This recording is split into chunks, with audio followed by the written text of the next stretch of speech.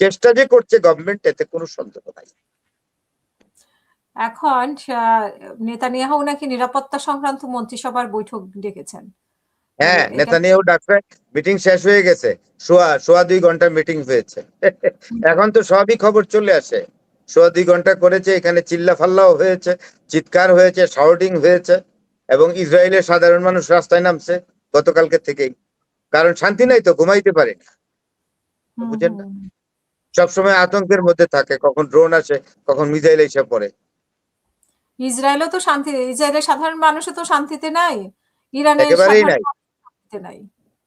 একজন মহিলা চিৎকার করছিল, জানেন, ইসরায়েলের একজন মহিলা, আমার খুব মায়া লাগলো তার কথা শুনে। মানুষ তো, ইনসান তো, আখের মেয়ে, উনকা তো ইনসান হওয়া না। সবকিছুর পরেও তো মানুষ, তো বলছিল যে এটা কোনো রাষ্ট্রীয় জীবন হইতে পারে না, এটা মানুষের জীবন হইতে পারে না।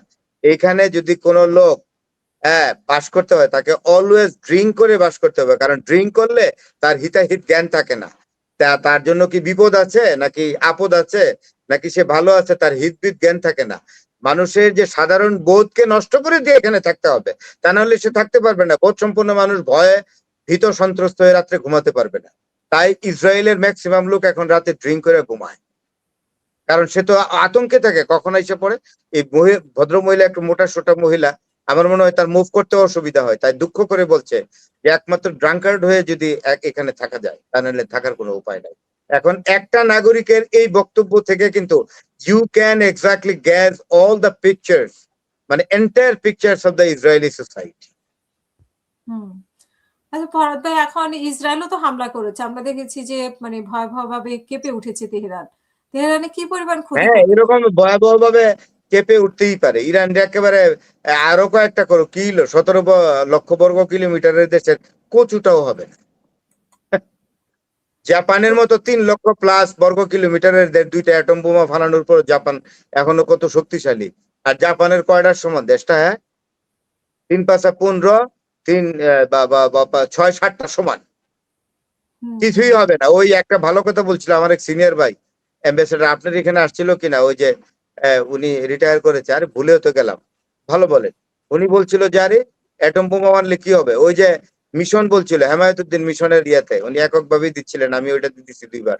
উনি বলছিল যে কি একটা মিশন সাহেব প্রশ্ন করছিলেন যে এটা যে অ্যাটম যদি মেরে দিত কি হইব, জাপানের অ্যাটম মারছে, জাপান তো ক্ষুদ্র একটা দেশ ইরানের তুলনায়, তাই ইরানের না একটা শহরের ক্ষতি হবে না, 2টা শহরের ক্ষতি হবে? ইরান কি বসে থাকবে? ইরানের কাছে নাই তো। নিউক্লিয়ার আক্রমণ হবে না, অ্যাটম বোমার আক্রমণ হবে না। ডোনাল্ড ট্রাম্প এতদিনে ভালো করে বুঝতে পারছে, তার ইন্টেলিজেন্সও বলে দিছে যে স্যার এগোবেন না, ইরানের হাতে কিন্তু ওই যে ওট পাখির ডিমটা আছে, ভালো হবে না। মানে যুক্তরাষ্ট্র তো একটা আলোচনার জন্য চেষ্টাই করছিল কোনোভাবে সমঝোতা আসার জন্য, আমি আপনাকে একটা কথা বলি, একটা ডেটা দিই। 1967 সালে আরব ইসরায়েল যুদ্ধ হয়, খুব ইম্পর্টেন্ট ঘটনা। তখন মিশরের প্রেসিডেন্ট জামাল আব্দুল নাসের, দুইভাবে উচ্চারিত হয়, গামাল আব্দুল নাসেরও বলে, আবার জামাল আব্দুল নাসেরও তার নাম। তো উনি ইসরায়েলের বিরুদ্ধে যুদ্ধ ঘোষণার পর সৌদি আরব, জর্ডান, তারপরে আপনার এই যে সিরিয়া টিরিয়া সব নাম ছিল, খেয়াল করছেন? সব আরব বিশ্ব প্রায় পুরোটাই নাম ছিল ইসরায়েলের বিরুদ্ধে। যুদ্ধে কিন্তু পরাজিত হইল এন্টায়ার আরব ওয়ার্ল্ড। এবং সেইখানে ইসরায়েলি বাহিনীর সেনাপ্রধান ছিলেন জেনারেল মুসে দায়ান। মনে রাখবেন, একটা চোখ নাই।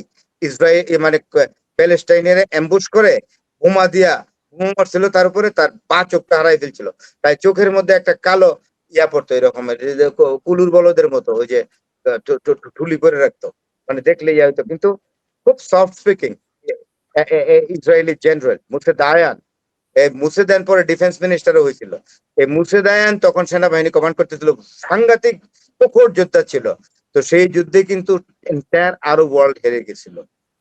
কয়দিনের যুদ্ধ? এই 7-8 দিনের যুদ্ধ হয়েছে মাত্র, 12-13 দিন। আর আজকে 100 দিন অতিক্রান্ত হলো, আজকে নিয়ে 100 ডেজ অতিবাহিত হয়েছে। ইরান একা লড়ছে পৃথিবীর দুইটা অত্যন্ত শক্তিশালী রাষ্ট্রের সাথে, একটা হলো আমেরিকা আর একটা হলো ইসরায়েলের সাথে। ইরানের একটা পশমও খসে নাই এখন শরীর থেকে, আমার জানা মতে, in respect of defensive measure, I can tell you. আমাদের কয়টা প্রশ্ন নেই ইরান হামলার কারণে বাংলাদেশে আমেরিকার দূতাবাসে হামলা করে না ওভাবে কওমি মাদ্রাসা। যাই হোক আমি এটা বুঝতে পারিনি। এগুলা আ এটা এমবাসিতে হামলা হবে কেন? This is not the good practice. হুম, এটা অসম্ভব খারাপ practice. It must not be allowed. অনেক যুদ্ধ হ্যাঁ, হচ্ছে হ্যাঁ। ইরানে, ইসরায়েলে এবং আমেরিকাতে।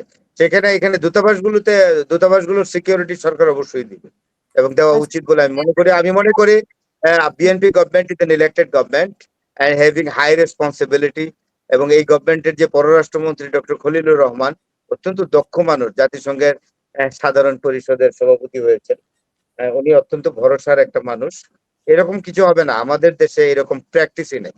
আমাদের দেশে এমবাসি, হাই কমিশন কখনো আক্রান্ত হয় না। এগুলো হয় অন্যান্য দেশে হয় দেখছি। আমাদের দেশে এগুলো সাধারণত হয় না। খুরশিদ আলম ভাই কমেন্ট করছেন যে ইরান থেকে ভারতে কূটনৈতিককে দেশে ফিরিয়ে আসার নির্দেশ দিয়েছে ভারত সরকার। মানে এটা কি আরো জোরালো হচ্ছে দেখে? না, হইতে পারে, যেহেতু আক্রমণ হচ্ছে ইরানের অভ্যন্তরে তেহরানে, সেই জন্য এরকম তো এটা হয়ই। যে চাইলে তুমি যদি মনে করো নির্দেশ দেয় না, যদি বলে বলে পররাষ্ট্র হুম, মন্ত্রণালয় বলে ওই যেখানে উনি আছেন ভারতের দূতাবাসে বা ওই মানে ইরানিয়ান হাই Indian embassy in hmm, hmm. Tehran, ওইখানে বলে দিছে তুমি কি মনে করো, তুমি কি নিরাপদ মনে করো। তুমি যদি বলে যে আমি নিরাপদ না বলে, তাহলে তুমি ফ্লাই করে চলে আসো। ফ্লাই করে চলে আসো। হ্যাঁ, ইরান চলে আসো, আর আন যদি মনে করো যে নিরাপদ, তাইলে এসো না।